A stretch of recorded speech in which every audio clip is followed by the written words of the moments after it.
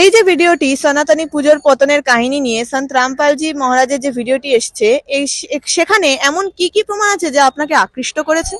আমার মেন প্রমাণ আমরা যেটা পেলাম, আমরা যেটা আগে অন্ধের মতো পূজা পাঠ করতাম, সবকিছু ভাবে চলতাম এবং ব্রহ্মা বিষ্ণু মহেশ্বরকে অজর অমর ভাবতাম, সেটা সন্ত রামপালজি মহারাজ বই খুলে আমাদেরকে প্রমাণ দেখিয়ে দিয়েছে যে ওনারা অজর অমর নন এবং ওনাদের মাতা পিতাও আছে এবং জন্ম মৃত্যুও হয়। সনাতনী পুজোর পতনের কাহিনী এই যে ভিডিওটি, এটা কি সকল হিন্দু ভাই বোনেদের দেখা উচিত? অবশ্যই দেখা উচিত।